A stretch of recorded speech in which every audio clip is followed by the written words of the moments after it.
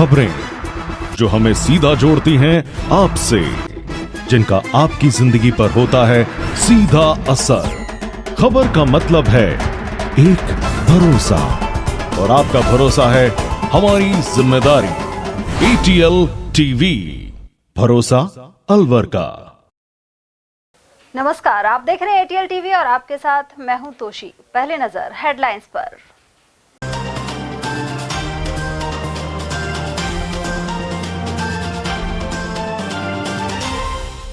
Highway के होटलों में बदमाशों का छाया आतंक, पार्किंग की गाड़ियों के शीशे तोड़ चुरा रहे नकदी और सामान। इससे पूर्व नीमराना में फायरिंग कर होटल संचालक से मांगी थी फिरौती। 3 बच्चे पैदा करने के मोहन भागवत के बयान को लेकर बनी चर्चाएं। नेता प्रतिपक्ष जूली ने आलोचना कर कहा, हम दो हमारे दो का नारा ही है श्रेष्ठ। नाबालिग को किडनैप कर गैंग रेप के आरोपी हैं गिरफ्त से बाहर। नेता प्रतिपक्ष जूली से मिलकर लगाई गुहार। और शहर का रुख कर रहे हैं लेपर्ड जैसे वन्यजीव। राजर्षि कॉलेज में पगमार्क मिलने के बाद चला सर्च ऑपरेशन। और अब हेडलाइंस को देखते हैं विस्तार से। नीमराना बहरोड क्षेत्र में बदमाशों द्वारा होटलों को निशाना बनाया जा रहा है। बहरोड हाईवे पर दहमी के पास होटल हाईवे किंग की पार्किंग में 14 मिनट के अंतराल में चोरों ने 2 गाड़ियों के शीशे तोड़ दिए, साथ ही हजारों रुपए पार कर लिए। रविवार शाम को 7:15 से 7:30 बजे के बीच यह घटना सामने आई। इससे पहले हाईवे किंग नीमराना पर बदमाशों ने अंधाधुंध फायरिंग कर 5 करोड़ रुपए की फिरौती मांगी थी। मौजूदा घटना सीसीटीवी कैमरे में भी कैद हुई है। जयपुर से गुरुग्राम की तरफ जाते टैक्सी चालक हसन ने बताया कि वह जयपुर से कॉलेज की छात्राओं को गाड़ी में गुरुग्राम छोड़ने जा रहा था। मार्ग में चाय नाश्ते के लिए वे हाईवे किंग होटल पर रुक गए, लेकिन लौटने पर गाड़ी का शीशा टूटा हुआ मिला और अंदर रखे बैग से रुपए चोरी हो गए।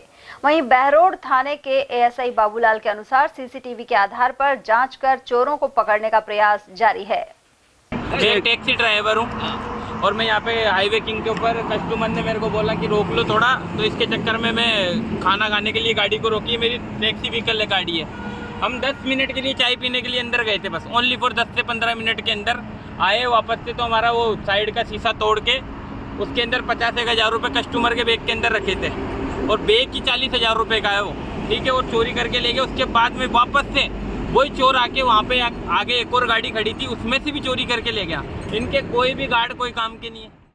विधानसभा में नेता प्रतिपक्ष टीकाराम जूली ने सोमवार को मोतीडूंगरी स्थित अपने कार्यालय पर जन सुनवाई की। इस दौरान जिले भर से परिवादी पहुंचे। इस दौरान मीडिया से बातचीत में नेता प्रतिपक्ष ने RSS प्रमुख मोहन भागवत के उस बयान की आलोचना की जिसमें उन्होंने 3 बच्चे पैदा करने की बात कही थी। राष्ट्रीय स्वयंसेवक संघ के सर संचालक मोहन भागवत ने परिवार के महत्व पर जोर देते हुए हिंदुओं का नाम लिए बिना भारत में उनकी घटती जनसंख्या पर चिंता जाहिर की थी। नागपुर में एक कार्यक्रम में उन्होंने कहा कि अगर समाज की जनसंख्या वृद्धि दर गिरते गिरते 2.1% के नीचे चली गई, तब समाज को किसी को बर्बाद करने की जरूरत नहीं है, वह अपने आप ही नष्ट हो जाएगा। इसलिए कम से कम 3 बच्चे पैदा करना बेहद जरूरी है। 2.1च्या खाली आपल्या देशाची जनसंख्या नीती 1998 वगैरे मध्ये ठरली का 2002 मध्ये ठरली का साल नाही त्याला, पण त्याच्यातही असं सांगतात की 2.1च्या खाली नाही। 2.1 म्हणजे 0.1 तर माणूस जन्मत नाही ना, 2 पेक्षा जास्ती पाहिजे, 3 पाहिजे कमीत कमी, असं शास्त्र सांगतं। उधर इस बयान पर जूली ने कहा कि हम दो हमारे दो का नारा श्रेष्ठ है। इसके अलावा कौन सा समुदाय जनसंख्या बढ़ा रहा है, इसका सर्वे किसी ने नहीं किया है। ऐसे में कोई कुछ भी बयान दे सकता है। संघ प्रमुख मोहन भागवत ने कहा है कि 3 बच्चे होना बहुत जरूरी है, जिनके समाज कम रह जाता है, वो खत्म हो जाता है। क्या कहना चाहते हैं? अब वो जो मर्जी जो बोलते रहते हैं, इससे मेरे को, मैं नहीं समझता कि मेरे को ध्यान देना चाहिए। सब लोग जानते हैं कि आज क्या स्थिति है, आज क्यों ये सब लोगों को भ्रमित करने का काम कर रहे हैं, क्यों ऐसा कर रहे हैं, ये तो यही जान। ये मामला ऐसा है कि मुस्लिम बच्चे ज्यादा हैं और जो हिंदू, जो भी कास्ट आती है हिंदू, उनके किसी के 1 है, किसी के 2 है। ये एसोसिएशन अवैसी भी बोले हैं इस मामले को लेकर। तो बोले होंगे भाई, अभी मैं पूरा एक बार बयान देख लूं, फिर उसके बाद मैं बयान दूंगा। क्योंकि मैं समझता हूँ हम दो हमारे दो का जो नारा है वो अच्छा है और उस पे लोगों को कायम रहना। और वहीं कोटकासिम थाना क्षेत्र में एक नाबालिग का गांव के कुछ लोगों द्वारा अपहरण एवं गैंगरेप के मामले में पुलिस ने अपराधियों को गिरफ्तार नहीं किया है। ऐसे में पीड़ित परिवार सहमा हुआ है। इन्होंने अलवर पहुंचकर नेता प्रतिपक्ष टीकाराम जूली को अपनी व्यथा बताई। पीड़ित परिवार ने बताया कि 1 नवंबर को दोपहर में उनकी 13 वर्षीय बच्ची गांव की दुकान पर कुछ सामान लेने गई थी। इसी दौरान क्षेत्र के 2 युवक बच्ची को कार में अगवा कर दूर किसी सुनसान जगह पर ले गए। इसके बाद जान से मारने की धमकी देकर रेप किया और मोबाइल में रिकॉर्डिंग भी कर ली। साथ ही वीडियो को वायरल करने की चेतावनी दी। लेकिन कुछ दिनों बाद जब परिवार को पता लगा तो उन्होंने कोटकासिम थाने में पहुंचकर दोनों आरोपियों के खिलाफ मुकदमा दर्ज करवाया। नाबालिग के बयान धारा 164 में भी हो चुके हैं। आरोप है कि पुलिस ने अभी तक दोनों युवकों को गिरफ्तार नहीं किया है। ये सर थाना कोटकासिम का है। ये 1 नवंबर की बात है। वहाँ पर क्या नाम है, कोटकासिम थाने में हमने रिपोर्ट दर्ज की थी। एक नाबालिग बच्चे के साथ में गैंग रेप हुआ और उसकी अभी तक 1 महीने से कोई कार्रवाई नहीं हुई। हम 10 बार क्या नाम है SHO के पास हुए हैं, डिप्टी साहब के पास में हुए हैं, परंतु कोई भी मतलब है कि कार्रवाई नहीं हुई। कौन है आरोपी? आरोपी गांव के ही है सब। तो उनको अभी पकड़ा भी नहीं है ना, अभी तक कोई नहीं पकड़ा। कोई पकड़ नहीं। अभी तक खुले घूम रहे हैं या कहाँ पता नहीं अभी तक उनका, लेकिन लापता है वो। क्या नाम है उनके? एक का नाम तेज प्रकाश, एक गौरव है। फरार चल रहे हैं सब। अभी यहाँ पे आए, क्या कहा? अभी तो इनसे बात करेंगे अभी साहब से बात नहीं हो पाई अब तक। क्या मामला है और क्या अब तक कार्रवाई? हाँ जी, भाई साहब ने जो मामला बताया यही मामला है। कार्रवाई कुछ नहीं हुई, कोई कार्रवाई नहीं हुई। क्या मांग है आपकी? मांग तो है तो दोषियों को सजा मिले, उनको अरेस्ट करे पुलिस। कितने दिन पुरानी घटना हो गई? 1 महीना तो रिपोर्ट हो रही, 20 तारीख का कांड है। 1 महीना 20 दिन हो गया। पुलिस क्या कह रही है? पुलिस तो ये कह रही कर रहे हैं कार्रवाई, कुछ नहीं कर रही। कोई नक्शा मौका वगैरह ना, कुछ नहीं। उधर नेता प्रतिपक्ष टीकाराम जूली ने खैरथल तिजारा एसपी से फोन पर बातचीत की और जल्द निष्पक्ष कार्रवाई करने की बात कही। एसपी ने उनसे कहा कि पूरी घटना की जांच के बाद आरोपियों की गिरफ्तारी जल्द की जाएगी। जांच सुनवाई चल रही है और जिसके अंदर अभी खैरथल पुलिस का बड़ा मामला है। जो कानड़का गांव के काफी लोग मुझसे अभी मिले हैं कि एक पोस्को के अंदर मामला दर्ज हुआ है, नाबालिग बच्ची के साथ बलात्कार हुआ और पुलिस उसके अंदर कोई कार्रवाई नहीं कर रही। 164 के बयान हो गए, मेडिकल हो गया और जो दूसरे जो लोग हैं वो बड़े रसूखदार बड़े नाम हैं, तो पुलिस उस पर कार्रवाई नहीं करना चाहती है। तो अभी मैंने कहा है, एसपी साहब से मेरी बात हुई, उन्होंने जल्दी इस पर कार्रवाई करने का आश्वासन दिया है। अलवर के आसपास वन क्षेत्र के चलते वन्यजीव लगातार शहर का रुख कर रहे हैं। बाघ को चेतन एनक्लेव कॉलोनी में देखा जा चुका है, वहीं अब राजर्षि कॉलेज के अंदर लेपर्ड को देखा गया है। इसके बाद वन विभाग के कर्मचारी और सरिस्का रेंजर शंकर शेखावत मौके पर पहुंचे। उधर फ्रेंड्स कॉलोनी निवासी शकुंतला और एक अन्य महिला ने बताया कि रविवार शाम वे कॉलेज परिसर के अंदर घूमने के बाद वापस लौट रहे थे। इसी दौरान मेन गेट के करीब एक तरफ से लेपर्ड आया और तेजी से दूसरी तरफ निकल गया। इसके बाद पास में मौजूद एनसीसी कैडेट्स को सूचना दी गई। साथ ही मौके पर पहुंचे वन कर्मियों ने पगमार्क के आधार पर इसके लेपर्ड होने की पुष्टि की। हम वॉक करके आ रहे शाम को, हमारे पास से लेपर्ड निकला, एक गेट से निकला और दूसरे में चला गया। अच्छा, तो कोई पुष्टि हुई है उसकी? किसको सूचना दी आपने अभी तक? हमने एनसीसी वालों को दिया, इन्होंने वन विभाग को दिया। वन विभाग वाले आए, वो अपने वो देख के गए, सारे पैर वैरों के पंजों के निशान। अच्छा, ये देख के क्या बताया उन्होंने? लेपर्ड ही है वो लेपर्ड बोल रहे हैं। कितने बजे के आसपास देखा था ये 5:15 का टाइम था। कितना बड़ा होगा ये आपके साथ? ये इतना होगा, कुत्ते से बड़ा? हाँ, कुत्ते से बड़ा था और लंबा था काफी। हाँ, नहीं लेपर्ड था। अच्छा, कब? उसके ऐसे बड़े बड़े वो चौड़े चौड़े वो थे और पूंछ थी इसकी काफी लंबी और खूब इतना लंबा था और इतना ऊंचा था, कुत्ते से थोड़ा सा ऊंचा। अच्छा, और तेजी से इधर से भागा था और इधर को निकला था इस गेट में से। कहाँ से कहाँ जा रहे थे आप? हम उधर से घर के लिए आ रहे थे, वॉक करके नहीं, हम वापिस आ रहे थे। अच्छा, कॉलेज में से। किसको सूचना दी फिर आप? हमने इन भैयाओं को, एनसीसी में जो है उनको, इनको बोला थी, इनको बोल के गए थे हम एनसीसी वालों को। तो उसके बाद वो बाहर की टीम वगैरह आई कुछ? हाँ, तो उन्होंने पुष्टि की है? हाँ, उन्हें फोटो वोटो खींचे करा था उन्होंने। कहा उन्होंने कि लेपर्ड? हाँ, गौरतलब है कि कॉलेज भवन के पीछे और आसपास भी जंगल है। रेंजर शेखावत के अनुसार लेपर्ड के मूवमेंट पर नजर रखी जा रही है और इसका रेस्क्यू भी किया जाएगा। एग्जाम की वजह से इन दिनों कॉलेज में खासी संख्या में अभ्यर्थी भी पहुंच रहे हैं। इसके अलावा शहर के अनेक लोग कॉलेज कैंपस में भ्रमण के लिए पहुंचते हैं। वन अधिकारियों ने तड़के अंधेरे में यहां नहीं घूमने का आग्रह किया है। लेपर्ड देखने की सूचना हमें कॉलेज से मिली थी, मैसेज आया था हमें, तो उसके बाद हमारी टीम वगैरह आके यहाँ चेक किया आसपास में। टीम को वैसे कोई लेपर्ड वगैरह नहीं दिखा हमें मौके पे, लेकिन कुछ पग मार्क्स मिले जो जिससे हमें डाउट हो रहा है कि वो पैंथर के ही हैं। तो बाकी वो आसपास के एरिया को हमने चेक किया है, लेकिन आर कॉलेज का एरिया में काफ़ी जंगल, अच्छा जंगल है, तो इसमें कहीं भी जानवर छुपा हो सकता है। संभवतः वो पहले आया हो या यहाँ पर रुका हुआ हो, और बाकी इससे आगे भी लगता हुआ एरिया काफ़ी जंगल का एरिया है।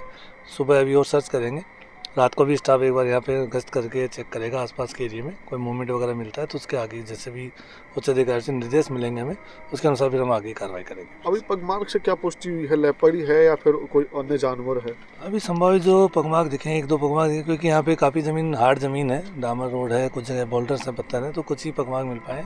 उससे जो देखने में प्रथम दृष्टया लेपर्ड के ही प्रतीत हो रहे हैं, वो पैंथर टाइप के। और बाकी हम सुबह और सर्च करेंगे इस एरिया क्योंकि अंधेरा हो चुका है। अभी क्या लगातार यहाँ एग्जाम चल रहे हैं, पशु परिचय के सब जो होते हैं एग्जाम, कल भी एग्जाम है, भारी तादाद यहाँ छात्र हैं, कोई जल्दी सुरक्षा या फिर उसको पकड़ना जाने का कोई संभावना?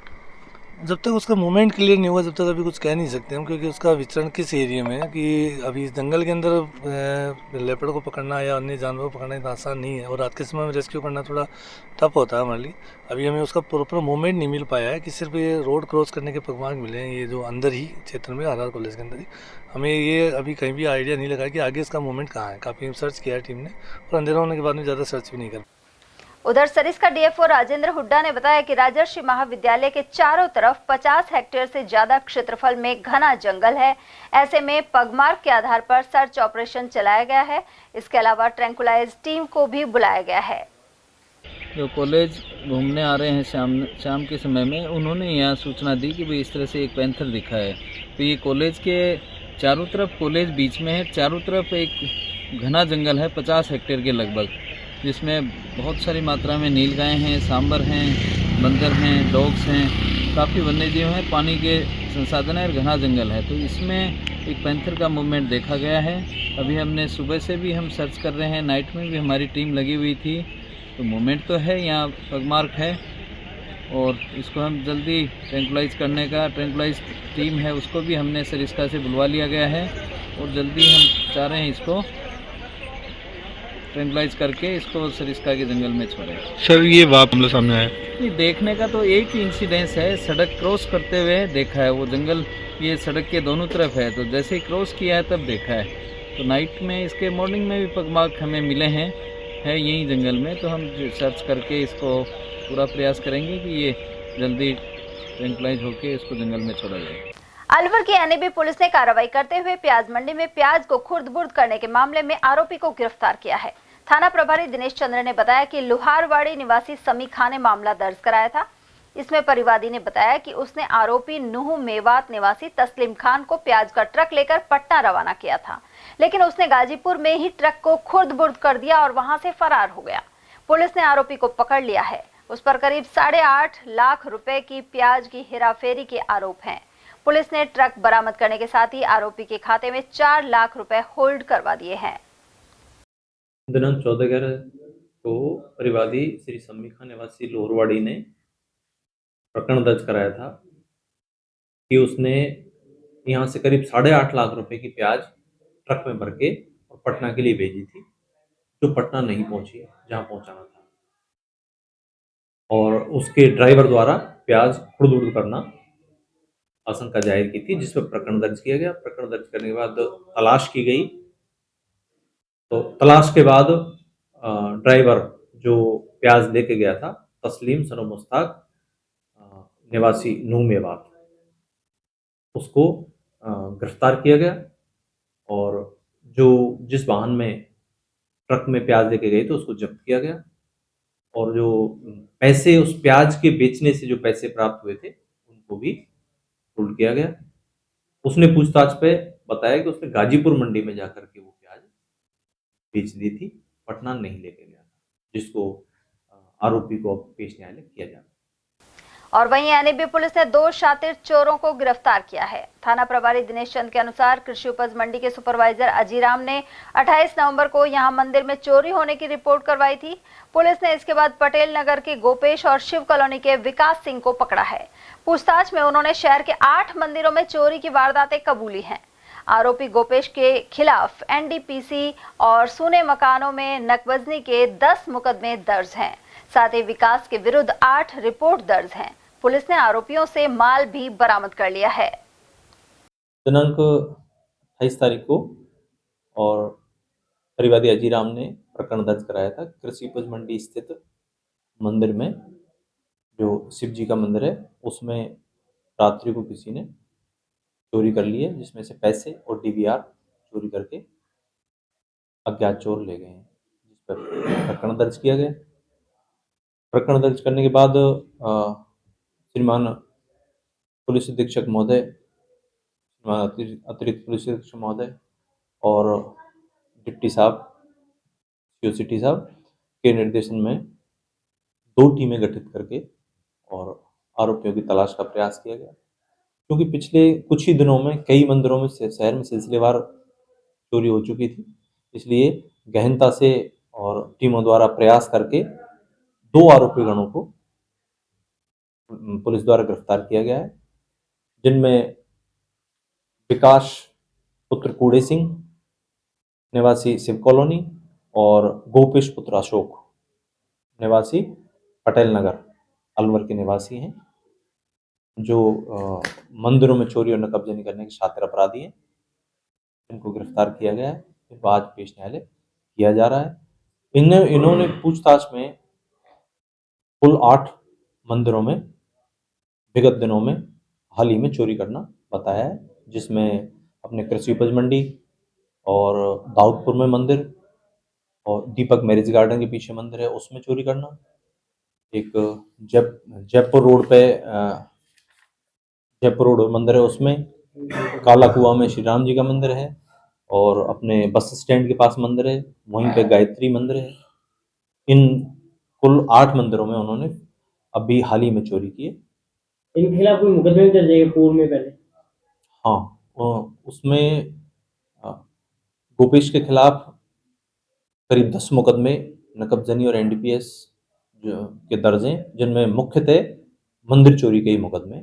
इसी प्रकार विकास के खिलाफ भी 6 प्रकरण दर्ज हैं। अजमेर दरगाह में पूर्व में मंदिर होने को लेकर मामला चर्चा में है।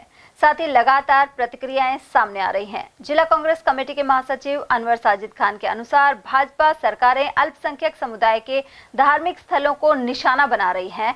साथ ही ये आपस में लड़वाकर वोट बैंक की राजनीति है। इसके अलावा विकास और रोजगार आदि के मुद्दों से ध्यान हटाया जा रहा है। वहीं उन्होंने ऐसे स्थलों के सर्वे के नाम पर दिए जा रहे अदालती आदेशों की भी आलोचना की।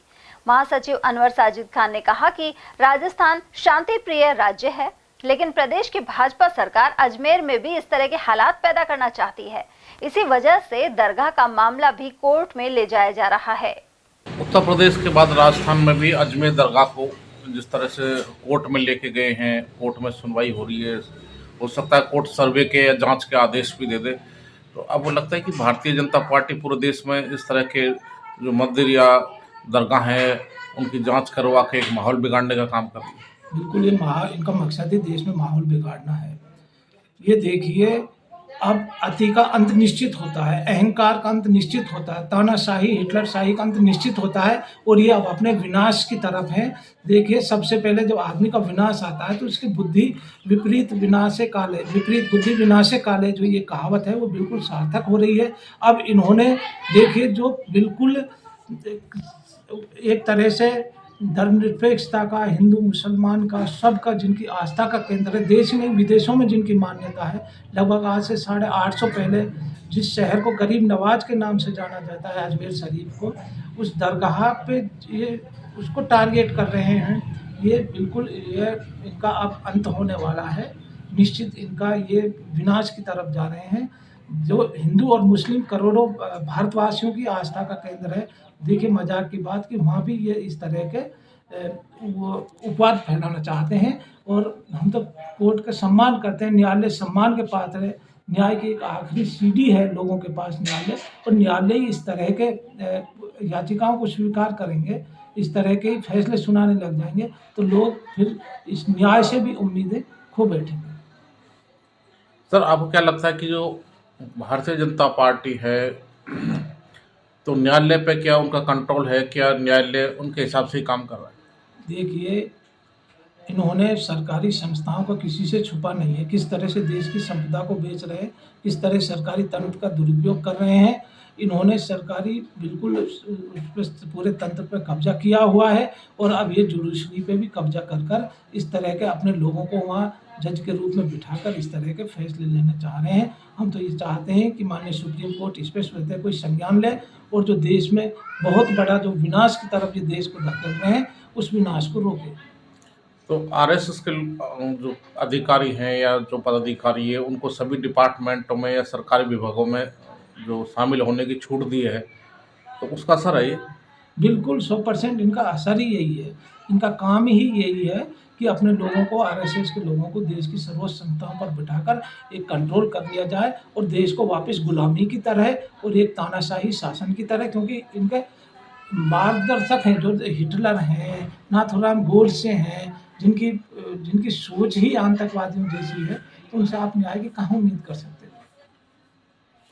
तो ये सोची समझी प्लानिंग के तहत हो रहा है? बिल्कुल सोची समझी प्लानिंग है, और ये देश में बहुत बड़े विनाश की तरफ है। हमारे पूरे देश को इनकी इस घिनौनी हरकत को समझना चाहिए, और इसको रोकने के लिए आगे आना चाहिए। आपको क्या लगता है कि हिंदू मुस्लिम राजनीति को आगे बढ़ाने के लिए ये इस तरह के कार्य किए जा रहे हैं? देखिए, मैंने पहले ही बताया, इनके पास विकास का कोई विजन ही नहीं है। ये विकास नाम के शब्द को जानते ही नहीं है। ये सिर्फ नफरत के नाम पर राजनीति करना चाहते हैं। ये सन 90 से लेकर अब तक ये राम के नाम का ही वो इस्तेमाल करते आए हैं। बाबरी मस्जिद के नाम पर इन्होंने वोट मांगा है। अब ये इस तरह के लोगों से वोट मांगना चाहते हैं। इसी तरह की ये देश में नफरत फैलाकर हिंदू मुसलमान में ही देश को बांट कर रखना चाहते हैं। उधर एडवोकेट शब्बीर खान ने कहा है कि राजनीति के लिए ऐसे मुद्दे ढूंढे जाते हैं, लेकिन इससे आपसी सद्भाव बिगड़ने की आशंका रहती है। उन्होंने कहा कि ऐसे विवादों में संविधान और कानून को ध्यान में रखते हुए कोई स्टेटमेंट देना चाहिए।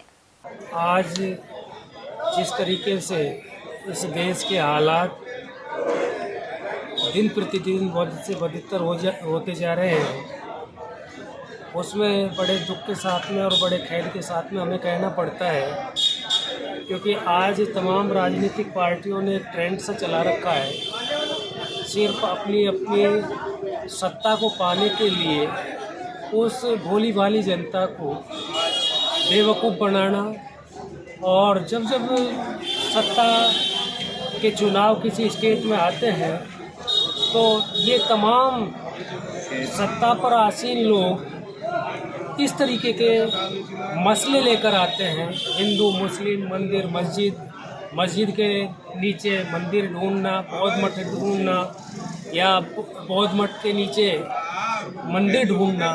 तो ऐसी स्थितियों में हमारी जो न्यायपालिका है वो भी कहीं न कहीं वर्सिफ एक्ट जो 1991 में जो पारित किया गया था, 1991 में जब ऐसी स्थिति आ गई थी, तो 15 अगस्त 1947 के बाद में जितने भी धार्मिक स्थल हैं, चाहे वो मंदिर हो, मस्जिद हो, बौद्ध मठ हो, गिरजाघर हो, चर्च हो, वो यथा स्थिति में रहेंगे। उनके मूल स्वरूप के साथ में छेड़खानी नहीं की जाएगी। तो फिर इस तरीके के जो सर्वे के रिपोर्ट जो कोर्टों के द्वारा पेश किए जा रहे हैं और आदेश किए जा रहे हैं, सेम डे पर एक सिविल याचिका लगाते हैं कुछ वकील सिर्फ अपने आकाओं को खुश रखने के लिए कि भाई हमें वो राजनीतिक नियुक्ति मिल जाए 5 साल के लिए। वकीलों का ये स्टैंडर्ड हो चुका है, जिन्होंने प्रोफेशनल जो एडवोकेसी है उसको बुला चुके हैं और राजनेताओं की चापलूसी और जी हजूरी में लगे रहते हैं। उनको खुश करने के लिए एक ऐसे अति संवेदनशील मामले को इतना वो संवेदनशील बना देते हैं कि उस जगह पर 10-10, 20-20 आदमियों की कुर्बानियाँ चढ़ जाती है और भेंट चढ़ जाते हैं, उसमें ये जाति का नाम नहीं होता कि हिंदू का मरा है मुस्लिम का मरा। लेकिन मैं ये कहता हूँ कि ये तमाम राजनीतिक पार्टियों से सवाल जवाब जब जनता करती है तो उनको इस तरफ हिंदू मुस्लिम और मंदिर मस्जिद की तरफ, दरगाह की तरफ, सर्वे की तरफ ये घुमा फिरा देते हैं। आज ज़रूरत है इस देश को डेवलपमेंट करने के लिए, आप हमारे बच्चों के लिए क्या आपने रोजगार मुहैया कराया, क्या उनको जॉब मुहैया कराया, क्या उनको रोटी कपड़ा मकान आपने उपलब्ध कराया, क्या उनको नौकरियां उपलब्ध कराई, क्या आपने उस महंगाई से हमें जो त्रस्त पूरा आवाम हुआ पड़ा है भारत देश, उससे निजात दिलाई। पेट्रोल पर आपसे सवाल नहीं, रसोई पर आप महंगाई पर आपसे सवाल नहीं, आपसे सवाल ना करें और आप इधर की तरफ घुमा देते हो रुख। और आज इस भारत देश के आवाम को समझना होगा, क्योंकि ये सिर्फ और सिर्फ चाहते हैं हिंदू मुस्लिम और मंदिर मस्जिद के नाम पर अपनी रोटी सेकना, और आप लोग इनसे सवाल जवाब करें। आपकी तरफ ये चुनाव में जब वोट मांगने के लिए आते हैं तो आप इनको गांव की सीमा से भीतर ना घुसने दें, इनसे जवाबदेही तय करें। वहीं भारतीय कम्युनिस्ट पार्टी के जिला सचिव जगदीश शर्मा ने कहा कि कई नेता धर्म के नाम पर धोखाधड़ी और नफरत फैलाकर सत्ता में अपना नाम करते हैं, जबकि राजनीति को धर्म से नहीं जोड़ना चाहिए। सर, देश में जैसे जैसे नज़दीक चुनाव होते हैं, धार्मिक मुद्दे शुरू हो जाते हैं, लोग काफ़ी इसमें चर्चे में रहते हैं, आए दिन इस तरह की चर्चाएं चलती, तो क्या कहना चाहेंगे इसको? देखिए, सब चीज़ दुनिया ये जानती है कि धर्म की उत्पत्ति भय से हुई है। जब मनुष्य ने धरती को हिलते हुए, ज्वालामुखी को फटते हुए, आकाश में बिजली को गिरते हुए, अकाल होते हुए, महामारी आते हुए देखी, तो उनको लगा कोई ऐसी शक्ति है ये जो सब कुछ कर रही है। विज्ञान का अभाव था। ऐसी स्थिति में लोगों को ईश्वर और धर्म की अवधारणा पैदा हुई। कुछ शातिर लोगों ने इसको राजनीति से जोड़ करके राज सत्ता कायम की और वह चक्र अभी तक चल रहा है। कुछ लोग जो घृणित लोग हैं, राजनीति में सिर्फ नफरत की बदौलत जो राजनीति में अपनी जगह बनाते हैं, ऐसे लोग दुनिया में बहुत सारी जगह हैं। आज इतना ज़रूर अच्छा हुआ है कि तमाम विकसित देशों में धर्म दरकिनार है, राजनीति अपनी जगह है। धर्म को राजनीति से वो नहीं जोड़ते हैं। लेकिन हमारे देश में धर्म की जड़ काफ़ी गहरी है। नतीजा ये हुआ कि धर्म के नाम पर धोखाधड़ी करते हुए, नफरत फैलाते हुए कुछ लोग सत्ता में केंद्रीकरण करते हैं और ध्रुवीकरण करते हैं। जैसे जैसे चुनाव आता है, ऐसी पार्टियां, मुझे ये कहने में कोई हिचक नहीं, विशेषकर भारतीय जनता पार्टी और दूसरे एक और बैठे हैं हैदराबाद में, वो भी इस तरह के लोग नफरत की राजनीति करके अपनी राजनीतिक गोटियां सेकते हैं। आज विज्ञान कहीं से कहीं चला गया है। धर्म की राजनीति में कोई जगह नहीं है। जो राजनीति में धर्म को लाते हैं वो महापाप करते हैं। समझदार लोगों को समझना चाहिए कि धर्म और राजनीति दो अलग अलग विषय हैं, उनका एक दूसरे से कोई लेना देना नहीं है। और तथाकथित जो धर्म के ठेकेदार हैं, आज बहुत सारे चैनलों पर उनके उपदेश तथाकथित आते हैं और ख़ुद करोड़पति अरबपति हैं। ऐसे लोगों को अपने से दूर रखना चाहिए। धर्म एक निजी चीज़ है, धर्म का राजनीति से कोई जितना नहीं है, इसलिए धर्म को राजनीति से अलग करना चाहिए। यही आज की तारीख में मुख्य बात है। जब आप धर्म को राजनीति से दूर कर देंगे तो मुद्दे आएंगे महंगाई, बेरोजगारी, भ्रष्टाचार और देश का विकास। तब ये मुद्दे सामने आएंगे और देश का विकास होगा। लेकिन जब आप गणेश जी को दूध पिलाने का काम करते हैं, जब आप मंदिर मस्जिदों को तो तोड़वाने की बात करते हैं, तो विकास तो एक तरफ पड़ा रह जाता है। और मुद्दा ये आता है कि क्या कुतुब मीनार के नीचे मंदिर था क्या? कहाँ तक क्या क्या तलाशेंगे? ताजमहल तुड़वा करके जांच कराएंगे क्या?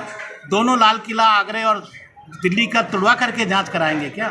ऐसे लोगों का सोच ये नहीं है कि मंदिर उनके नीचे है या नहीं है। उनको तो सिर्फ एक नारा देना है और जहर फैलाना है ताकि ध्रुवीकरण हो और वोट उनके पक्ष में आ जाए। उद्योगनगर थाना क्षेत्र में केसरोली मोड़ के समीप सोमवार सुबह 25 वर्षीय युवक का शव सड़क किनारे मिला है। इसके बाद शव को जिला अस्पताल के मोर्चरी घर में रखवाया गया। मृतक संदीप जाटव के पिता अर्जुन ने बताया कि उनका पुत्र रविवार शाम अपने गांव बहाला इंदिरा कॉलोनी से दिवाकरी हिंगोटिया बास स्थित ससुराल में आया था। शाम को वह पैदल घर की ओर चल दिया, लेकिन इसके बाद सुबह शव मिलने की सूचना मिली। पुलिस को रात के समय किसी अज्ञात वाहन द्वारा युवक को टक्कर मारने की आशंका है। मृतक का विवाह पिछले वर्ष 10 मई को हुआ था और उसके करीब 4 महीने का बेटा भी है। सुबह पता लगा जब पुलिस की गाड़ी घर पे गई थी, वहां से आए, मैं टूल टैक्स पे गोदाम में ड्यूटी करता हूँ। फिर इन्हें छोटे लड़के को और इनको बैठा के लाए थे, पड़ोसी था। फिर मेरे को तो यहाँ गोदाम पे इन्होंने बताया कि ऐसे से पुलिस की गाड़ी आई है और बता रही है कि वहाँ कोई लड़का का एक्सपायर हो गया। फिर वो उसके साथ आया था। शिनाख्त करी आपने, क्या लगा? कोई एक्सीडेंट है या कोई और अन्य दुर्घटना? नहीं, मैं तो पड़ा हुआ मिला मेरे को, तो हम सारे ही थे उधर। फिर इन्होंने पुलिस वालों ने उसको उठवा करके अंदर रखवाया गाड़ी में, एम्बुलेंस से। कहीं चोट वगैरह की निशान है? नहीं, वो तो मैंने नहीं देखा उसका। कहाँ से कहाँ जा रहे थे ये? कहाँ के रहने वाले हो आप? रहने वाले तो नगर के पास के हैं, यहाँ इंदिरा कॉलोनी में रहते हैं, टूल टैक्स के पास। किराए पर रहते हैं? नहीं, अपना ही घर का है। अच्छा। हाँ। तो ये जो आपका जो लड़का है संदीप, कहाँ से कहाँ जा रहा था? कहाँ, ये ससुराल आया हुआ था, यहाँ दिवाकरी के पास में ससुराल है इसमें। उसके बाद 5 बजे फिर इनका फोन गया कि भाई ऐसे ऐसे बात है, ये लेने के लिए आया है। हम बोल रहे हैं चाय पानी के लिए, ये रुक ही नहीं रहा। फिर मैं बोला मैंने मेरी बात करा दो, फिर बात तो नहीं किया उसने। उसके बाद में फिर थोड़ी देर बाद बोले कि भाई अब तो निकल गया है यहाँ से वो। ससुराल से वापस अपने घर आ रहा था? हाँ, लेकिन घर नहीं पहुँचा वो। अच्छा, रात को मैं इस पे फोन था, उस फोन पे फोन भी करता रहा मैं, लेकिन वो फोन तो जा रहा है। रात को कितने बजे पता लगा आपको? हमें तो सुबह पता लगा है। कहाँ गिरा हुआ था ये, जब पुलिस आपने बताई? कैसरौली मोड़ से आगे है थोड़ा सा। कौन रोड? कितनी उम्र होगी? 24-25 साल है। क्या काम करता था? ये ड्राइवर ही करता था, कभी कभी बेलदारी पे ही चला जाता था। उधर पुलिस ने भी इस पूरे घटनाक्रम की जानकारी दी। आज सुबह करीब 6 बजे थाने पर सूचना मिली कि केसरौली मोड़ से लोहिया की दीवार की तरफ आने वाले रोड पर एक डेड बॉडी है, जिस पर रात्रिकालीन डीओसी रण सिंह मौके पर पहुंचे तो डेड बॉडी मिली, जिसको पोस्टमार्टम हेतु मोर्चरी अलवर GH अलवर में रखवाया गया। अभी तक पोस्टमार्टम करवाया जाकर जैसी सूरत होगी कार्रवाई की जाएगी। अभी तक रिपोर्ट प्राप्त नहीं हुई है, जैसे रिपोर्ट होगी वैसे आगे कार्रवाई की जाएगी। अभी डेड बॉडी को देखने में क्या लगा? कोई एक्सीडेंट है या कोई और अन्य? अभी दूसरे एक प्रकरण की डेड बॉडी का पोस्टमार्टम चल रहा है, तो डेड बॉडी अभी देख नहीं पाया है। डेड बॉडी देखकर जैसी सूरत होगी बताइए। और वहीं अलवर के बायोडायवर्सिटी पार्क की झाड़ियों में 25 नवंबर की शाम मिले शव की शिनाख्त अभी तक नहीं हो पाई है। अब पुलिस अपने स्तर पर शव का पोस्टमार्टम करवाकर दाह संस्कार भी करवाएगी। विजय मंदिर थाना प्रभारी गुरुदत्त सैनी ने बताया कि महिला की हत्या कर शव को यहां डाले जाने की आशंका है। पास ही एक बड़ा पत्थर भी गिरा हुआ पाया गया है। राजस्थानी वेशभूषा पहने हुए मृतका की शिनाख्त के लिए जिले भर के थानों की मदद भी ली गई, लेकिन अब शव का मेडिकल बोर्ड से पोस्टमार्टम करवाकर दाह संस्कार करवाने का काम किया जाएगा। सिटी पार्क के पास में जो 25 तारीख को जो महिला की बॉडी मिली थी, उसके वारिसान की तलाश के काफी प्रयास के बावजूद भी अभी तक पहचान नहीं हो पाई है। तो आज 7 दिन पूरे होने पे आज उसको पोस्टमार्टम करवा के अंतिम संस्कार की प्रक्रिया की जाएगी। तो सर कितनी टीमें बनाई थी उस टाइम महिलाओं को फिर शिनाख्त के लिए?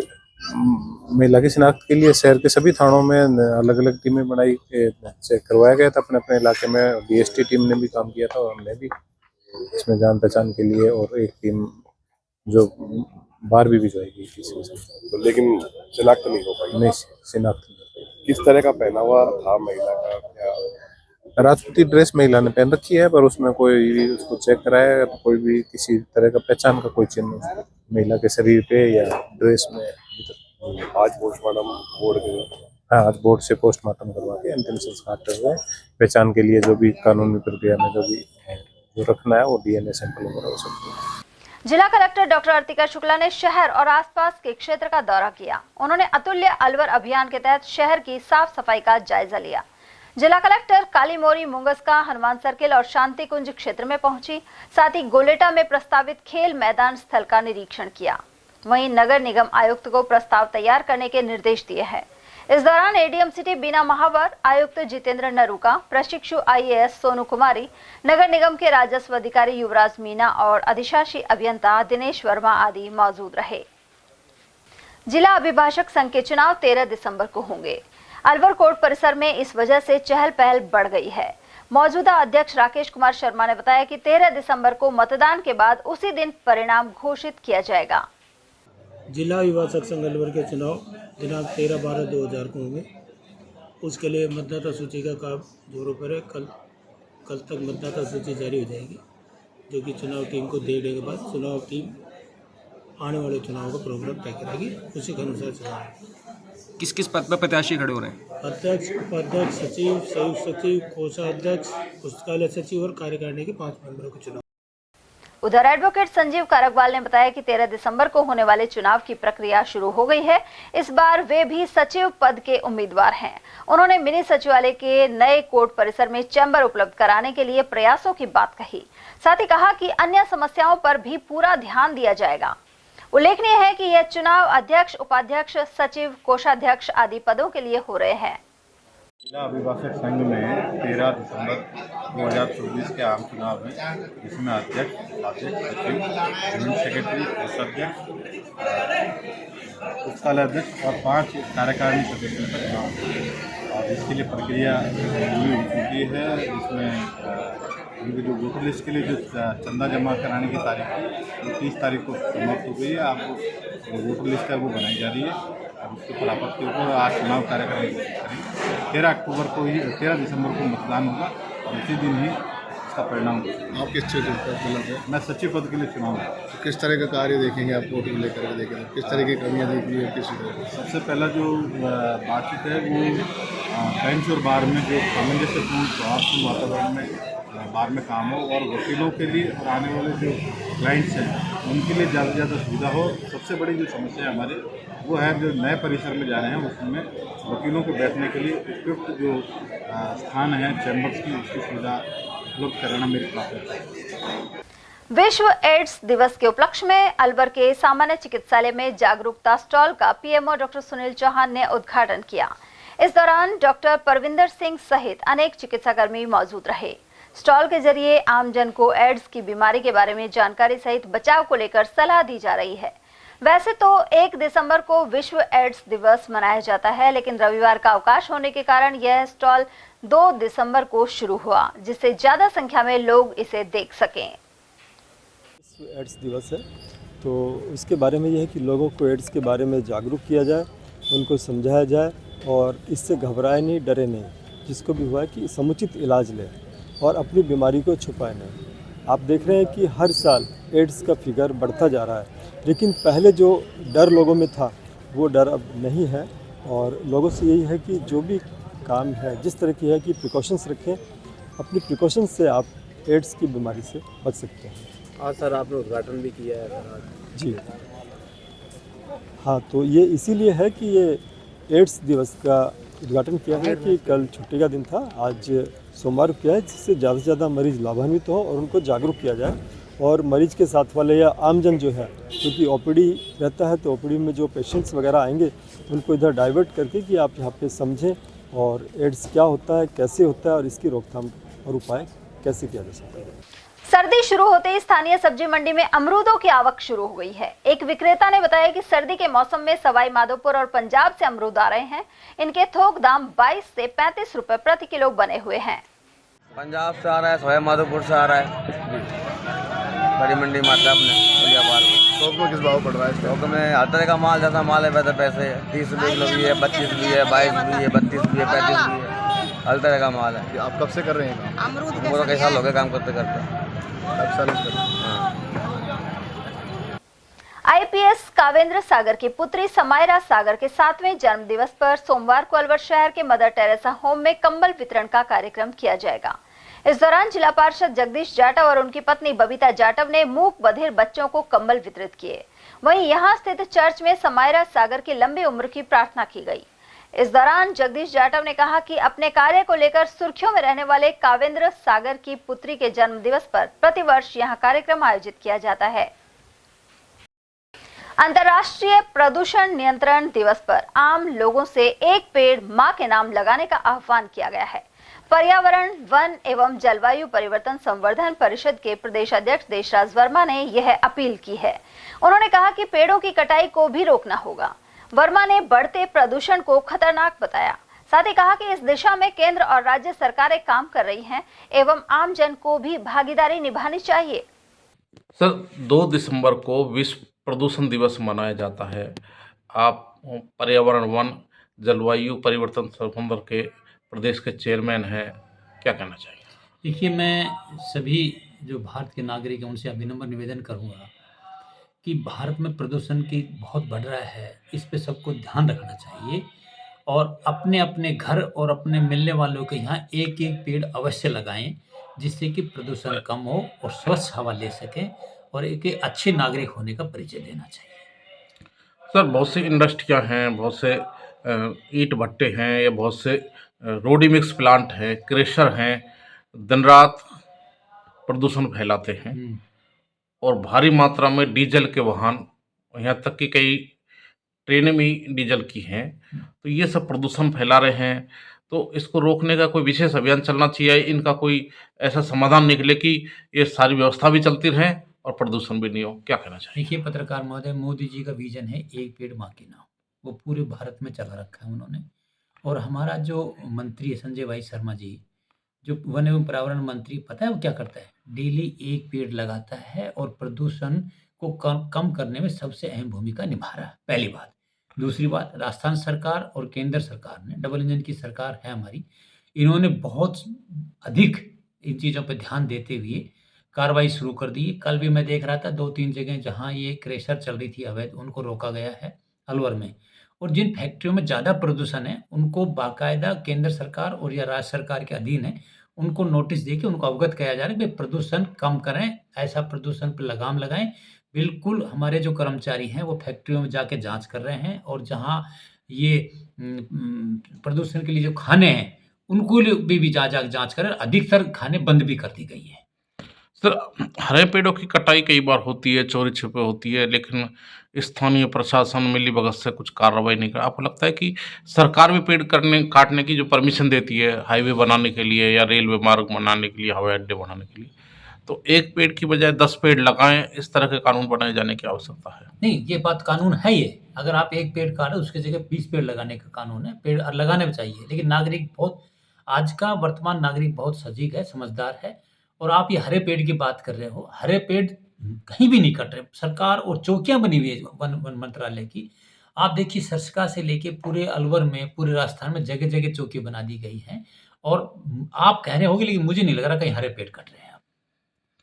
सर, तमाम आरा मशीनें चल रही हैं सभी जगह। आरा मशीन वहीं चल रही हैं जहां पर उनको मान्यताएं हैं, जहां स्वीकृति मिली हुई है राज्य सरकार से, वहीं आरा मशीन है। अवैध आरा मशीन न तो अलवर में है न कहीं आसपास है।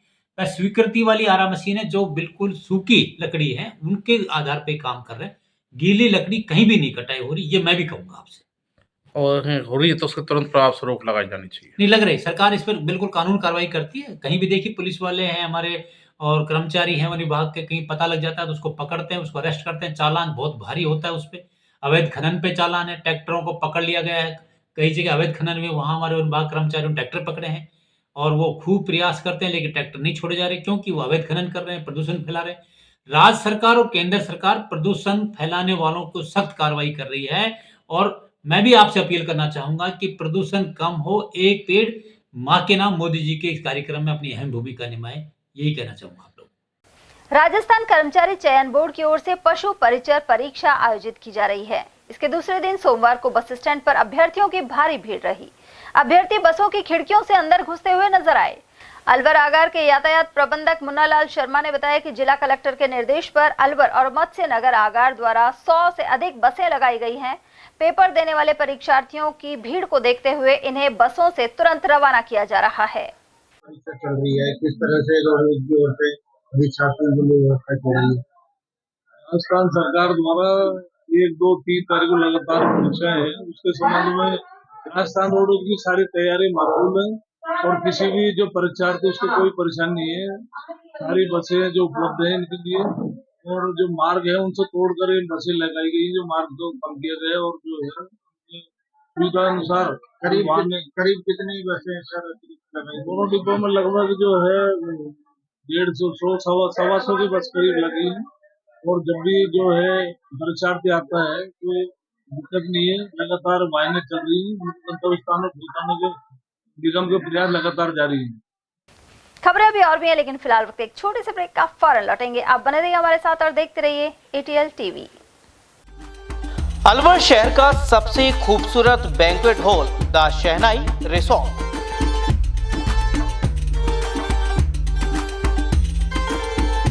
शादी, लगन, संगीत, सवामणी, सालगिरह जैसे फंक्शन के लिए अलवर वासियों की पहली पसंद बन चुका है the shehnai resort.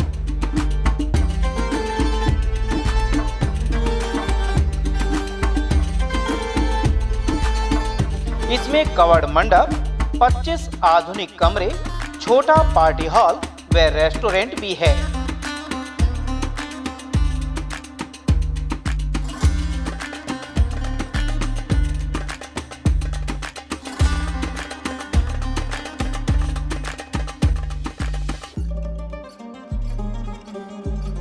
Banquet hall, party hall तथा कमरों की बुकिंग के लिए आज ही संपर्क करें।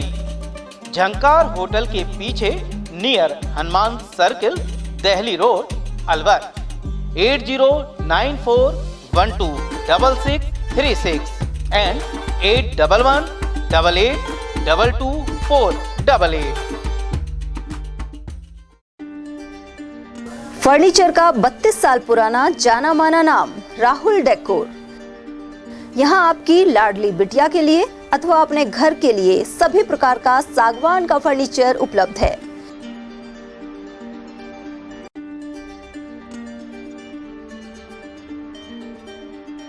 Double bed, dressing table, sofa set सागवान एवं कपड़े वाले तथा सेंटर टेबल, भट्टी कलर, स्टील अलमारी, ब्रांडेड एवं सॉफ्टी फोम के गद्दे आपकी नाप तोल से बनाए जाते हैं।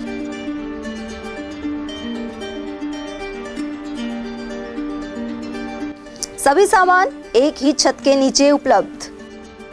हमारा पता है अलवर बोर्ड, जसवंत तिराहे से पहले, कटी घाटी, Alwar.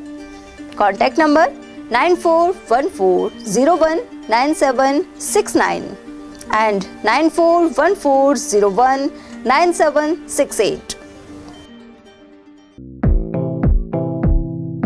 Doctor Shroff charity eye hospital Alwar द्वारा दी जाने वाली सुविधाएं जैसे RGHS, ESHS, TPA,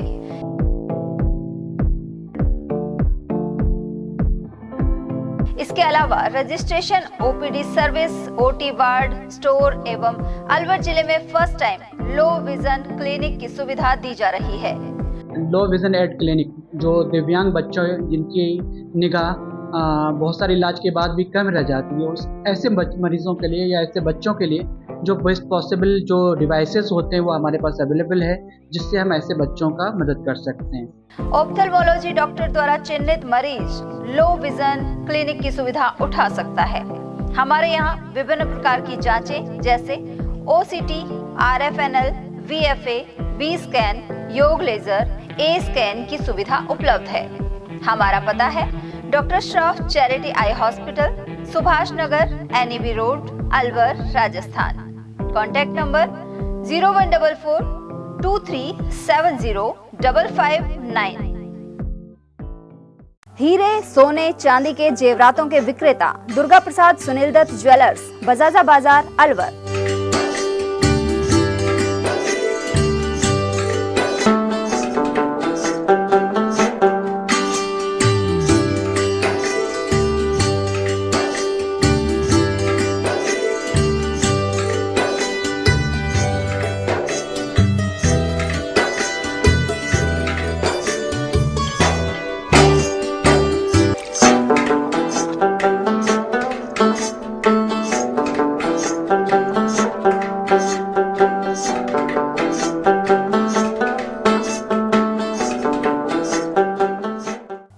सोने चांदी के जेवरातों के विक्रेता Durga Prasad Sunil Dutt jewellers, Bajaja Bazaar, Alwar. Phone number 0144-233-8653 and 233-8663. इतनी कड़ी मेहनत क्यों पापा? बेटा इतनी मेहनत इसीलिए ताकि सबको खाना मिल सके, किसी पे कोई मुसीबत ना आए। किसी पे मुसीबत ना आए इसलिए आप हो पापा, पर अगर आप पे मुसीबत आ गई तो? अब पाए फसल बीमा केवल 3 आसान स्टेप्स में। क्षेमा सुकृति फसल बीमा। कॉल करे और कराए 100 से भी ज्यादा फसलों की बीमा 499 रुपए प्रति एकड़ में। ब्रेक के बाद एक बार फिर आप सभी का स्वागत है। नीमराना के श्री कृष्णा टावर में स्थित कंप्यूटर वर्कशॉप की दुकान में भीषण आग लग गई। दुकान मालिक ने करीब 12 लाख रुपए के नुकसान का आकलन किया है। यह आग सोमवार दोपहर करीब 12 बजे लगी। दुकानदार अश्विनी स्वामी उस समय शाहजहांपुर में कंप्यूटर रिपेयरिंग का काम करने गया हुआ था। आग लगने का कारण शॉर्ट सर्किट हो सकता है। उधर सूचना मिलने पर नीमराना औद्योगिक क्षेत्र की दमकल ने मौके पर पहुंचकर आग पर काबू पाया। तिजारा विधायक महंत बालकनाथ ने जन सुनवाई की ओर समस्याओं के निस्तारण को लेकर आश्वासन दिया। उन्होंने टपुकड़ा मुख्य बाजार में नाला निर्माण कार्य का निरीक्षण भी किया। उन्होंने तिजारा, टपुकड़ा और भिवाड़ी में आम जन की समस्याओं को सुना। साथ ही कहा कि यह संपूर्ण विधानसभा क्षेत्र अब सुशासन और विकास के मार्ग पर आगे बढ़ रहा है। इसके अलावा 9 से 11 दिसंबर के मध्य राइजिंग राजस्थान समिट के माध्यम से औद्योगिक विकास तेजी से होगा। घुमंतु और अर्ध घुमंतु जातियों के लिए लगा शिविर औपचारिकता बनकर रह गया। नोमेनिक ट्राइब्स की सरकार द्वारा जारी लिस्ट में सपेरा समुदाय को शामिल नहीं करने से सैकड़ों लोग परेशान हैं। इसे लेकर मालाखेड़ा नगरपालिका में आयोजित शिविर में उन्हें परेशानी का सामना करना पड़ा। सूची में सपेरा जाति का नाम नहीं होने से जाति, निवास एवं अन्य प्रमाण पत्र नहीं बन पाए। यहाँ मौजूद मनोहर लाल ने बताया कि उनके समाज को इस सूची में शामिल नहीं किया गया है, जो अन्याय है। वहीं अन्य लोगों ने भी इसी तरह के विचार रखे। बिसोता, बीजवाड़, बिसोता में बसे हुए, पृथ्वीपुरा में बसे हुए हैं, इंद्रगढ़ में बसे हुए हैं, दादर में बसे हुए हैं, बुर्जा बसे हुए हैं, मोठूका बसे हुए हैं, हाजीपुर बसे हुए हैं, सब इधर हमारे पूठी रामगढ़ बसे हुए हैं, इधर लक्ष्मणगढ़ बसे हुए हैं, साकला बसे हुए हैं। काफ़ी हमारी समाज बसी हुई है, लेकिन समाज हमारी घूम घूम के पेट भरती है। जो हमारा धंधा था पहले वो छुटवा दिया गया है। कोई बेचारे छापों का धंधा वो छुटवा दिया गया है, लेकिन कोई बेचारा मजदूरी करता है, कोई कुछ करता है। रहने को किसी के पास ज़मीन नहीं है। किसी को जमीन की आवश्यकता की जाए, हमारे पास किसी के पास जमीन की आवश्यकता नहीं है। सब किसी के पास जमीन नहीं है, सपेरे लोग हैं हम, हमारे पास कोई जमीन की वो नहीं है। हमारे एक घुमंतु अवध घुमंतु जाति के हैं, जहाँ जी ये अवध घुमंतु जाति के यहाँ जी एक टेम बताए थे, वहाँ जी आए नहीं तो यहाँ कोई जाति प्रमाण तो कोई सुविधा नहीं मिल रही है। कहते कि आप इसमें घुमंतु जातियों में आते नहीं हैं। जैसे कि सपेरा मान लो, चाहे कुछ भी, हमारे जाति प्रमाण पत्र भी हमारे पास में है, जातियों के हैं। ये कहते भाई कालबेलिया जाति के हो गए तो ही इसको मानते, सपेरों को हम नहीं मान रहे। जैसे कि हमारे घुमंतु जाति में यही आते हैं, जो 36 जाति सपेरे लोग हैं, हम तो सपेरे लोग हैं, और उसी को घुमंतु जाति में। तो आज यहाँ में कोई संशोधन नहीं हो रहा है। अब यहाँ के अधिकारी ये कहते भाई आप कहीं भी मित्र पे जाओ या किसी को एसडीएम साहब या कलेक्टर साहब से मिलो, वो मानेंगे तब हम आपको मानेंगे। घुमंतु जाति में तो नहीं मानेंगे। घुमंतु अर्ध घुमंतु विमुक्त समुदाय से जुड़े हुए सहायता शिविर में सपेरा समाज से लोग बड़ी संख्या में यहाँ पहुँचे हैं, सैकड़ों के करीब अपने परिवार के साथ, लेकिन उनको इस श्रेणी में शामिल नहीं किया गया, जिसके चलते उन्हें परेशानी का सामना करना पड़ा। और सुबह से शाम तक वो यहाँ बैठे रहे, लेकिन किसी प्रकार का निदान नहीं हुआ।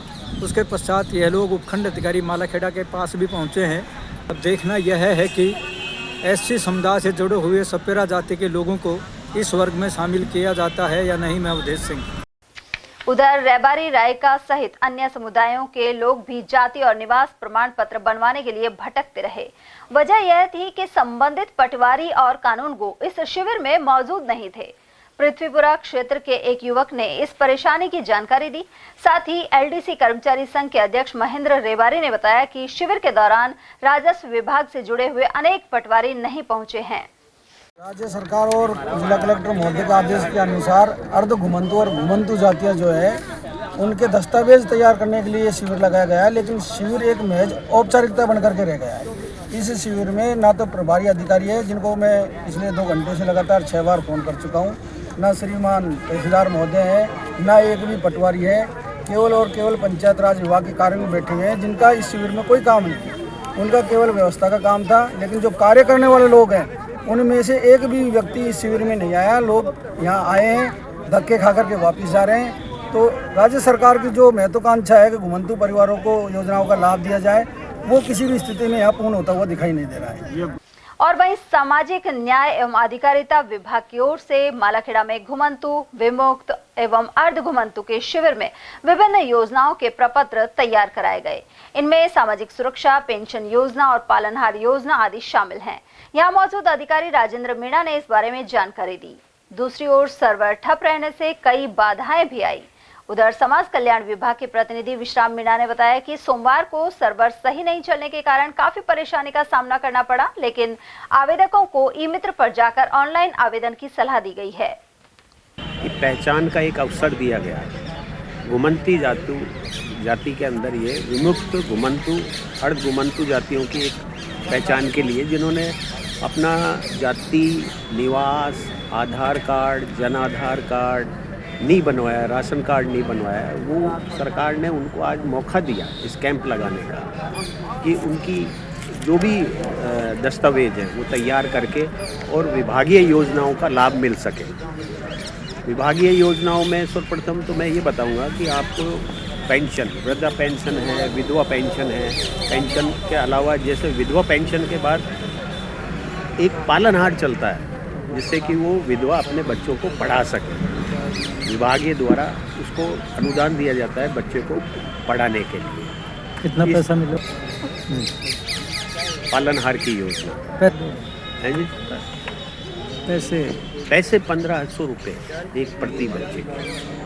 पालनहार, सामाजिक सुरक्षा पेंशन योजनाओं का, जैसे हमने लोग आए उनको उन योजनाओं के बारे में बताया कि विभाग में, सामाजिक न्याय अधिकारिता विभाग में पालनहार पेंशन स्कीम संगति है, तो उनको हमने योजनाओं के बारे में जानकारी दी और उनको जो भी दस्तावेज थे वो हमने उनको बताया कि आप ये दस्तावेज लेके ई मित्र से फॉर्म ऑनलाइन कर सकते हैं, और जो भी हमारे विभाग द्वारा जो फॉर्मेट जारी किए जाते हैं उनको हमने उनको दिया और उनको भरवाया।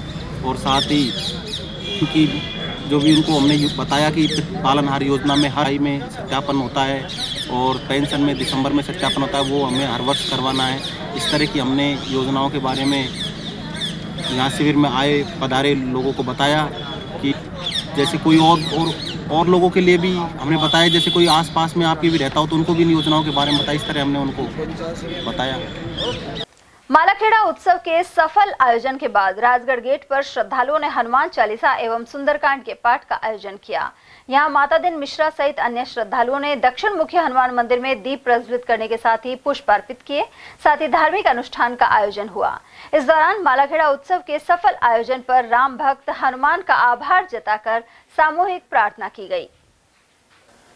अकबरपुर ग्राम पंचायत में जलदाय विभाग के ट्यूबवेल से पानी व्यर्थ बहने की बात सामने आई थी। इसे लेकर एटीएल चैनल पर खबर का प्रसारण किया गया था। अब जलदाय विभाग हरकत में आया है और इस फॉल्ट को दुरुस्त कर दिया है। गौरतलब है कि काफी दिनों से पानी की बर्बादी हो रही थी। अब पानी फैलना बंद हो गया है और पूरा पानी टंकी के लिए जा रहा है। वह सही कर गया था। अच्छा, अपन ने खबर चलाई उसके बाद सही कर? हाँ, खबर चलाया जब सही कर गया हुआ।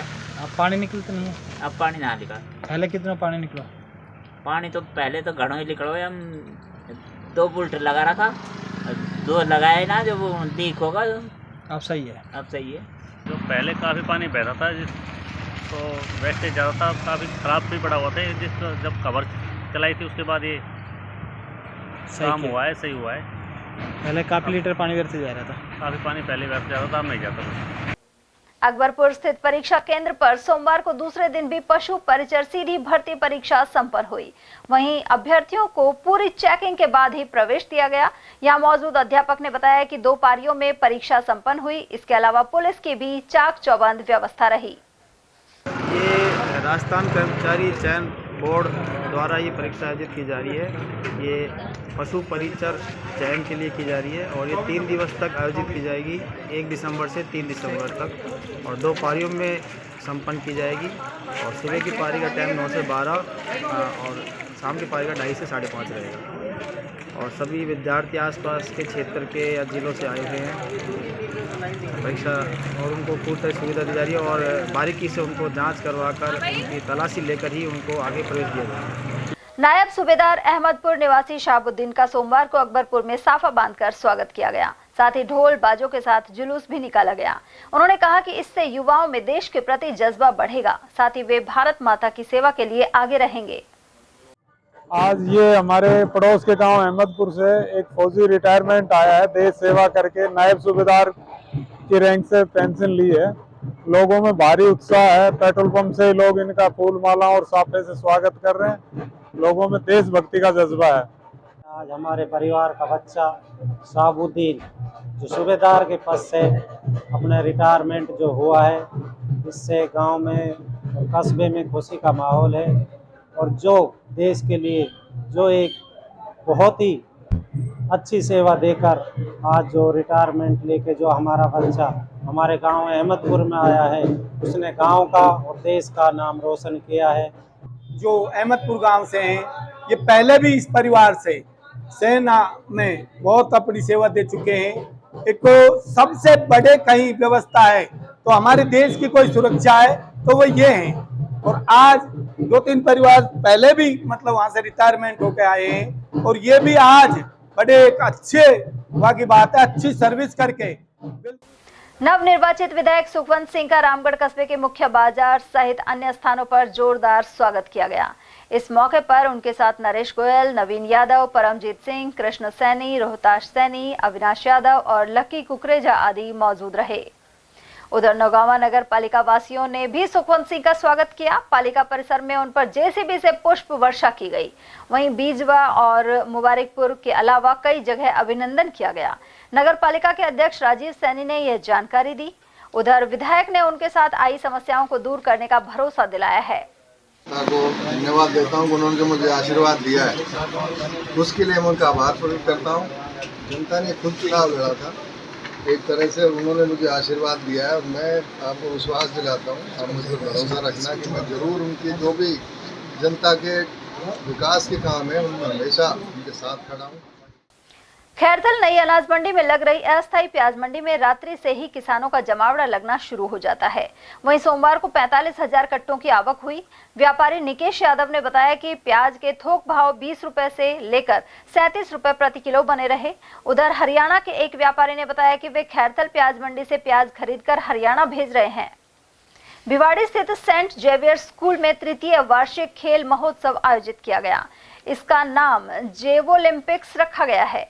शुरुआत में प्रधानाचार्य फादर सोबिन के थॉमस ने स्वागत भाषण दिया, साथ ही स्वागत गीत प्रस्तुत किया गया। इसके अलावा मार्च पास्ट में कदम ताल मिलाते हुए एकता और अखंडता का संदेश दिया गया। कार्यक्रम के मुख्य अतिथि फादर टी.जे. जोस ने अपना उद्बोधन दिया। वहीं विशिष्ट अतिथि फादर सेबस्टियन ने विजेता खिलाड़ियों को पदक प्रदान किए। इसके अलावा श्रेष्ठ उपलब्धियों के लिए विद्यार्थियों को सम्मानित किया गया। वहीं शारीरिक शिक्षक जे.एस. राजपूत का भी अभिनंदन हुआ।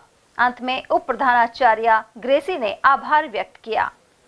पिछले 33 साल से सेंट जेवियर स्कूल भिवाड़ी देश और राज्य के लिए ने अच्छे काम करते आ रहे हैं कि जो भविष्य वाले जो सिटीजन हैं उनकी जो प्रगति और उनकी जो प्रशिक्षण के लिए, तो हमने जो बीते 2 दिन में जो स्पोर्ट्स डे चलाए थे वो हमारे 3rd स्पोर्ट्स डे था, नवंबर 29 और नवंबर 30 तारीख।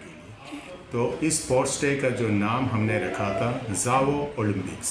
जावो कम्स फ्रॉम हमारे जो स्कूल का जो नाम है जेवियर और वो ओलंपिक्स, जावो ओलंपिक्स हौसले उड़ान की। इसका मकसद यही था कि जो बच्चों में एक तरह की जो जोश पैदा कर दे कि जो स्पोर्ट्स के प्रति, क्योंकि आजकल के जवान और आजकल के बच्चे जो फिज़िकल एक्सरसाइज से जो भी जो एक्टिविटीज़ है उससे हट के तो जो मोबाइल के जो एडिक्शन जैसे हो गए, तो इससे उनमें एक तरफ का अपने ही तरीके से एक डिसिप्लिन और उसके साथ एक टीम स्पिरिट आ गई, ताकि वो देश के जो हित में बनने के लिए, समाज की सेवा करने, खुद अपनी जो प्रगति एवं देश की प्रगति करने के लिए उन्हें तो सक्षम बना देते हैं।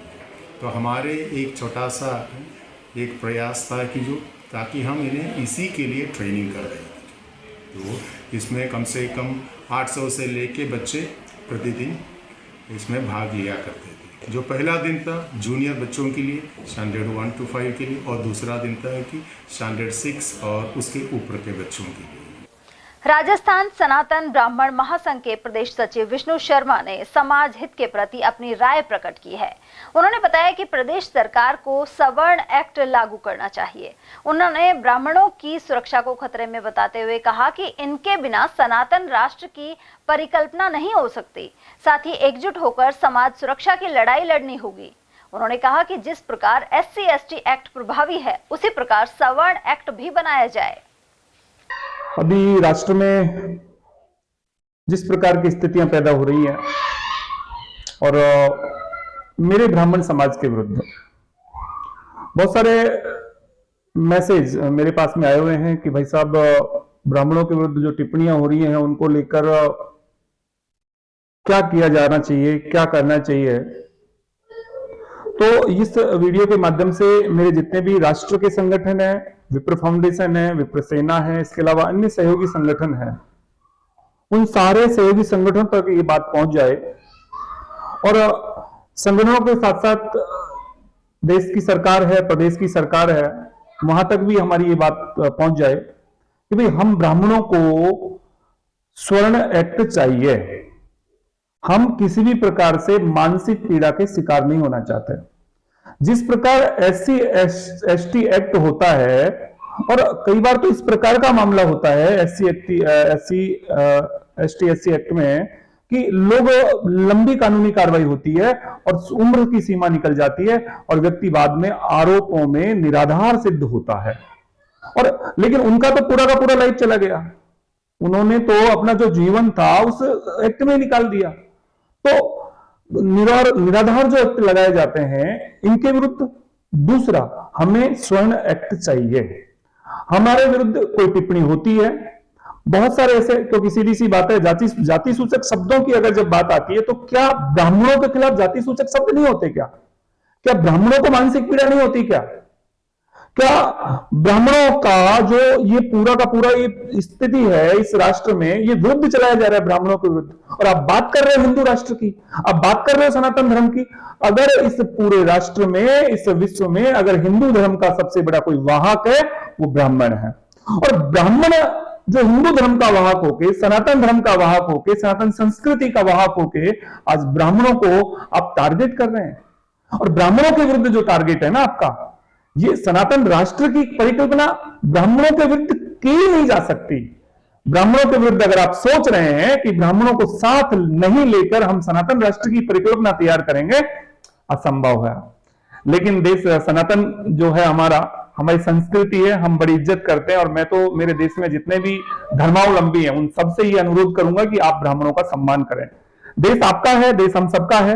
देश में आप बहुत सुरक्षा के साथ में रहें, बहुत सिस्टम के साथ रहें, लेकिन मेरे समाज के विरुद्ध आप जो टिप्पणियां करते हैं ना, मैं तो स्वीकार इसको बिल्कुल नहीं करता। और जान जाती है तो भाई मेरी तो जाए, कोई दिक्कत नहीं है मुझे। ना आज इस शरीर की परवाह है, ना मुझे कल इस शरीर की परवाह है। सीधी सी बात है, मैं मेरे ब्राह्मणों के विरुद्ध एक भी टिप्पणी स्वीकार नहीं करता। तो राजस्थान सरकार तक ये वीडियो पहुंच जाए, हम ज्ञापन भी देंगे। और दरअसल में क्या है कि हमें स्वर्ण एक्ट चाहिए। कुल मिलाकर मेरे ब्राह्मण सुरक्षित होने चाहिए भाई देश में, सीधी सी बात है। ब्राह्मण सुरक्षित है, सनातन सुरक्षित है, हिंदू सुरक्षित है। जय हिंद, जय जय राजस्थान। और चलते चलते एक नजर हेडलाइंस पर।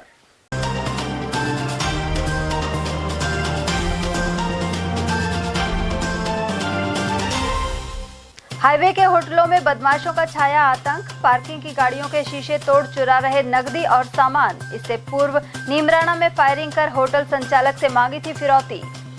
3 बच्चे पैदा करने के मोहन भागवत के बयान को लेकर बनी चर्चाएं। नेता प्रतिपक्ष जूली ने आलोचना कर कहा, हम दो हमारे दो का नारा ही है श्रेष्ठ। नाबालिग को किडनैप कर गैंग रेप के आरोपी हैं गिरफ्त से बाहर। नेता प्रतिपक्ष जूली से मिलकर लगाई गुहार। और शहर का रुख कर रहे हैं लेपर्ड जैसे वन्यजीव। राजर्षि कॉलेज में पगमार्क मिलने के बाद चला सर्च ऑपरेशन। ATL न्यूज में आज के लिए इतना ही। ताजा जानकारियों के लिए बने रहिए हमारे साथ। नमस्कार।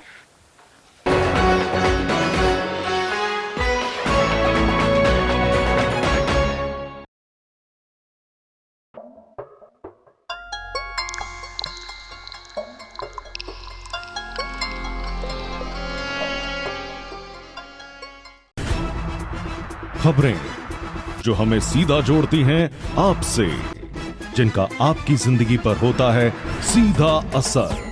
खबर का मतलब है एक भरोसा, और आपका भरोसा है हमारी जिम्मेदारी। ATL TV, भरोसा अलवर का।